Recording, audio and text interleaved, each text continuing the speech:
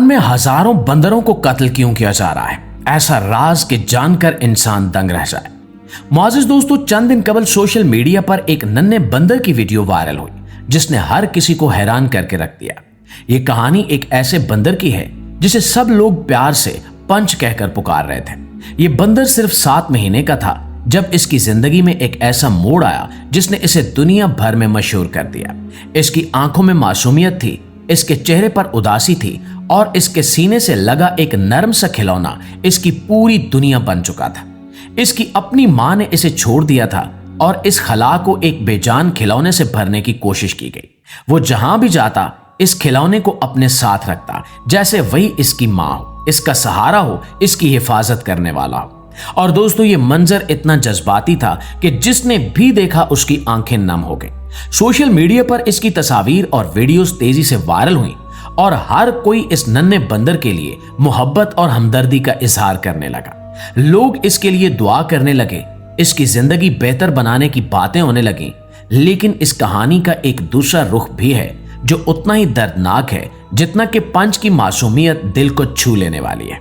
जिस वक्त दुनिया पंच की मासूमियत को पसंद कर रही थी, उस वक्त जापान में इस जैसे हजारों बंदर एक बड़ी मुसीबत का शिकार थे। वो बंदर जो जंगलों में आजाद घूमते थे अब इंसानों के लिए एक मसला बन चुके थे। खास तौर पर देहाती इलाकों में जहां लोग अपनी रोजी रोटी के लिए खेती बाड़ी करते हैं, वहां ये बंदर खेतों पर हमला करते हैं और फसलों को तबाह कर देते हैं। किसानों की सारी मेहनत चंद लम्हों में बर्बाद हो जाती है। जापान के लोग इन बंदरों से नाराज हो गए हैं और इन्हें अपना दुश्मन समझने लगे हैं और अब इनका कत्लेआम शुरू हो चुका है। नाज़रीन, ये सूरत हाल बहुत अजीब है। एक तरफ एक बंदर की बेबसी पर पूरी दुनिया रो रही है और दूसरी तरफ इसी नस्ल के हजारों बंदरों को मारा जा रहा है। ये तजाद हमें सोचने पर मजबूर करता है कि आखिर हम कहां खड़े हैं। क्या हम वाकई इतने बेबस हैं कि हम इन जानवरों के साथ मिलकर नहीं रह सकते? बंदर की ये नस्ल अपनी खास खसूसियात की वजह से मशहूर है।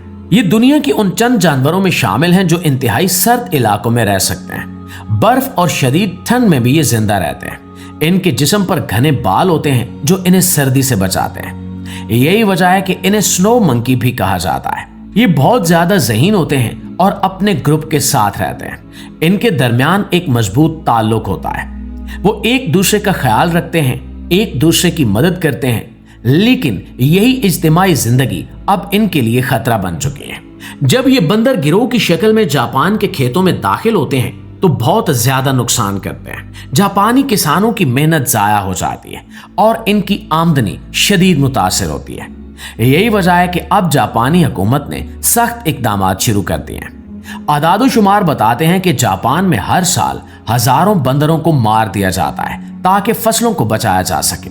ये एक बहुत बड़ी तादाद है और ये सुनकर दिल कांप जाता है।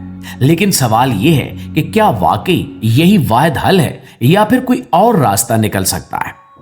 नाज़रीन गिरामी, असल मसला इंसान और जानवर के दरमियान बढ़ता हुआ टकराव है। इंसानों ने जंगलात को काटकर अपनी बस्तियां बना ली और अब जब ये जानवर इंसानी बस्तियों में दाखिल हो रहे हैं तो इंसान ही इनका कत्लेआम करने में मसरूफ है, जो कि यकीनन किसी बहुत बड़े जुर्म से कम नहीं है। कुछ माहिरीन का कहना है कि इस मसले का हल मुमकिन है, लेकिन इसके लिए हमें अपनी सोच बदलनी होगी। हमें ऐसे तरीके अपनाना होंगे जो ना सिर्फ इंसानों के लिए फायदेमंद हो बल्कि जानवरों के लिए भी महफूज हो। मिसाल के तौर पर खेतों के इर्द गिर्द बरकी बाड़ लगाना एक मुअस्सर तरीका है। इससे बंदरों को हल्का सा झटका लगता है और वो दूर रहते हैं, लेकिन इनकी जान को कोई खतरा नहीं होता। प्यारे दोस्तों, इसी तरह तरबियत याफ्ता कुत्तों का इस्तेमाल भी किया जा सकता है जो बंदरों को नुकसान पहुंचाए बगैर इन्हें भगा देते हैं। ये कुत्ते सिर्फ अपनी आवाज और मौजूदगी से बंदरों को डरा देते हैं और वो वापस जंगल की तरफ भाग जाते हैं। इसके अलावा बंदरों को पकड़कर महफूज जगहों पर मुंतकिल करना भी एक हल हो सकता है, लेकिन ये सब तरीके वक्त और पैसे का तकाजा करते हैं और शायद इसी वजह से आसान रास्ता इस्तेमाल किया जाता है, यानी इन्हें मार दिया जाता है। लेकिन आसान रास्ता हमेशा सही नहीं होता। यह हकीकत हमें यह सोचने पर मजबूर करती है कि आखिर हम इंसान इस दुनिया को किस तरफ लेकर जा रहे हैं। एक तरफ हम एक बंदर की मासूमियत पर आंसू बहाते हैं और दूसरी तरफ हम हजारों जानवरों के मस्कन को खत्म कर रहे हैं। हम जंगलात को काट रहे हैं, जमीन को बांट रहे हैं और फिर हैरान होते हैं कि जानवर हमारे इलाकों में क्यों आ रहे हैं। जंगलात सिर्फ दरख्तों का नाम नहीं होते, बल्कि ये लाखों जानवरों का घर होते हैं। जब हम दरख्त काटते हैं तो हम सिर्फ लकड़ी हासिल नहीं करते, बल्कि हम किसी परिंदे का घोंसला, किसी जानवर की पनाहगाह और किसी जानदार की पूरी दुनिया तबाह कर देते हैं। जंगलात जमीन के लिए सांस लेने का जरिया होते हैं। ये हमें साफ हवा देते हैं, बारिशों को मुतवाजन रखते हैं और दर्जा हरारत को काबू में रखते हैं। लेकिन अफसोस की बात यह है कि हम इन सब चीजों को नजरअंदाज करके सिर्फ अपने फायदे के बारे में सोचते हैं। जंगलात की कटाई का सबसे बड़ा नुकसान यह है कि जानवरों के रहने की जगह खत्म हो जाती है। जब इनके पास रहने के लिए जगह नहीं रहती तो वो मजबूर होकर इंसानी आबादियों की तरफ आते हैं। वो खाने की तलाश में खेतों में दाखिल होते हैं और यही वो लम्हा होता है जब इंसान और जानवर के दरमियान टकराव शुरू होता है। प्यारे दोस्तों, ये मसला सिर्फ एक मुल्क तक महदूद नहीं है। पूरी दुनिया में यही सूरत हाल देखने को मिल रही है।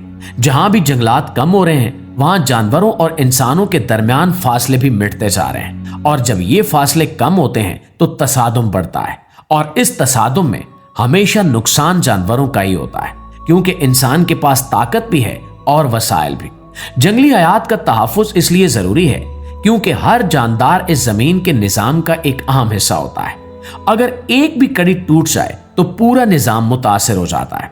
मिसाल के तौर पर अगर किसी इलाके से बंदर खत्म हो जाए तो वहां के दरख्तों के बीज फैलने का अमल मुतासिर हो सकता है, क्योंकि बहुत से दरख्तों के बीज जानवरों के जरिए ही फैलते हैं। इसी तरह अगर परिंदे कम हो जाएं तो कीड़े मकोड़ों की तादाद बढ़ सकती है, जिससे फसलों को नुकसान हो सकता है। जंगली हयात हमें यह सिखाती हैं कि जिंदगी सिर्फ इंसानों के लिए नहीं है, बल्कि हर जानदार का इस पर बराबर का हक है। अगर हम अपने फायदे के लिए सब कुछ खत्म कर दें तो आखिर में हमारे पास भी कुछ नहीं बचेगा। पंच नामी मासूम बंदर की यह कहानी हमें यह एहसास दिलाती है कि जानवर भी जज्बात रखते हैं, वो भी दर्द महसूस करते हैं, वो भी मोहब्बत चाहते हैं और वो भी तन्हाई से डरते हैं। जब एक नन्हा बंदर एक खिलौने में अपनी मां को तलाश कर सकता है तो हमें यह सोचना चाहिए कि हम इनके साथ क्या कर रहे हैं। जंगलात की कटाई का एक और बड़ा नुकसान माहौलियाती तब्दीली है। जब दरख्त कम होते हैं तो कार्बन डाइऑक्साइड की मिकदार बढ़ जाती है, जिससे जमीन का दर्जा हरारत बढ़ता है। इससे मौसमों में तब्दीली आती है, बारिशों का निजाम मुतासिर होता है और कुदरती आफात में इजाफा होता है। सैलाब, खुश्क साली और तूफानों जैसे मसाइल बढ़ जाते हैं और इन सब का नुकसान इंसान को भी उठाना पड़ता है। नाज़रीन ग्रामी, इसके अलावा जंगलात की कटाई से जमीन की जरखेजी भी शदीद मुतासिर होती है। दरख्तों की जड़ें मट्टी को मजबूत रखती हैं और जब दरख्त काटे जाते हैं तो मट्टी बह जाती है। इससे खेतों की पैदावार कम होती है और किसानों को बहुत ज्यादा नुकसान होता है। यानी हम खुद अपने ही हाथों से अपने वसाइल को खत्म कर रहे हैं।